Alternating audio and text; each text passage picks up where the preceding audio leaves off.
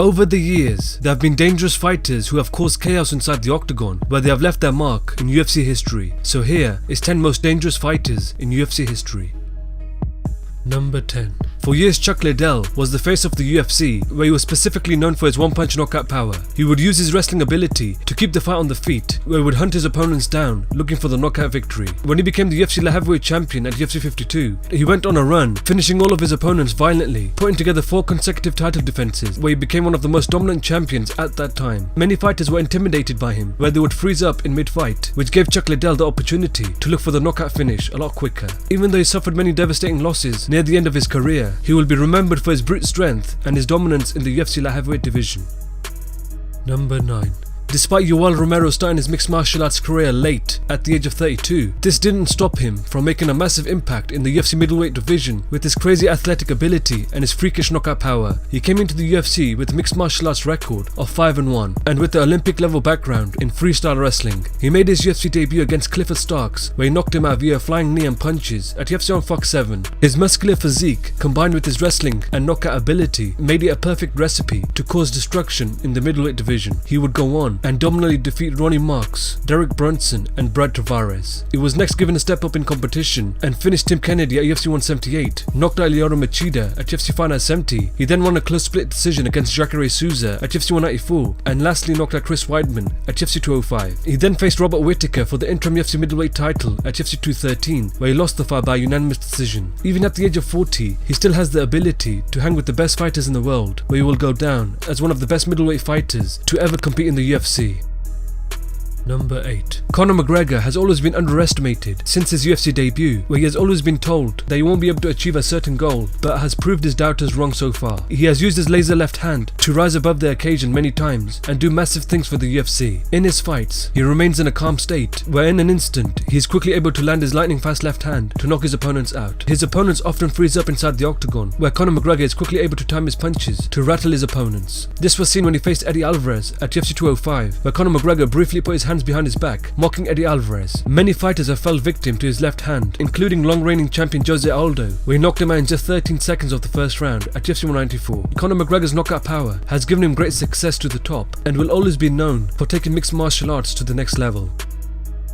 Number 7. Dan Henderson has always been known for his one-punch knockout ability, where he has put together a highlight reel of knockouts using his H-bomb. Although he had a background in Greco-Roman wrestling, he preferred to keep the fight standing and use his crazy power to knock his opponents into the shadow realm. He is mostly known for taking Michael Bisping's soul at UFC 100, where he threw the biggest H-bomb in history. Outside of the UFC, even the great Fedor Emelianenko fell victim to the H-bomb in Strikeforce. He had the ability to completely turn a fight around with a single punch. This was seen later in his career when he faced Tim Boetsch at UFC Fight Night 68, where he only took one clean H-bomb to wipe out all existence on Earth.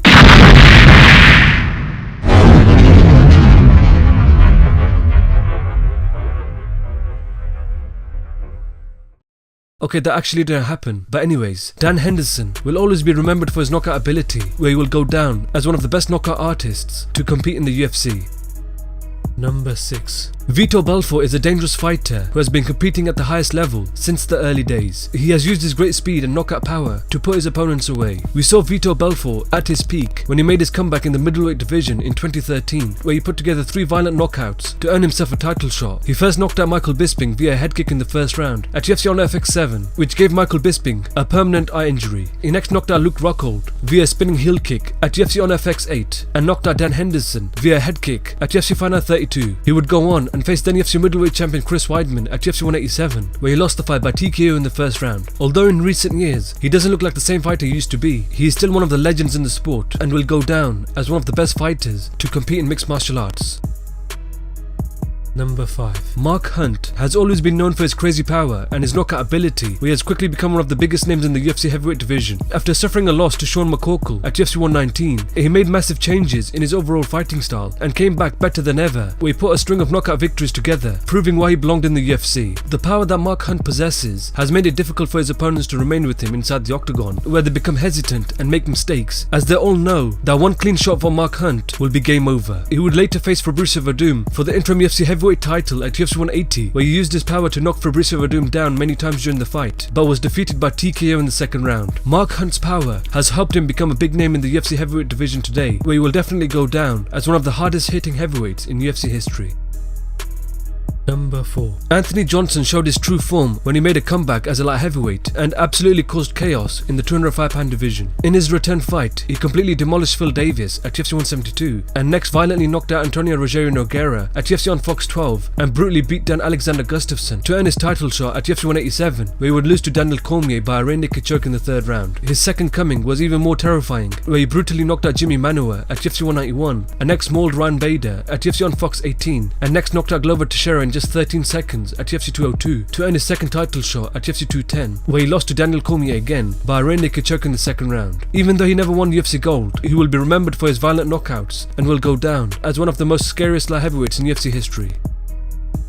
Number 3. A healthy Cain Velasquez is one of the most scariest fighters in the heavyweight division, where he has made many fighters look like nothing. He uses his constant pressure to back his opponents up, where once he has his opponents hurt, he clamps onto his opponent, where they are unable to do anything offensive and just end up taking punishment. He put the most severe beatdown on Antonio Silva at UFC 146, where he brutalized him on the ground with hard punches to win the fight by TKO. This brutal beatdown had left him in a pool of blood, which almost resembled a crime scene. He brutalized Junior Dos Santos twice, who gave him his first loss, where he left him looking like a bloody mess both times, showing him that revenge is best served sweet. Although health issues have prevented him from showing his true potential, he will always be remembered as one of the most dominant forces in the heavyweight division's history.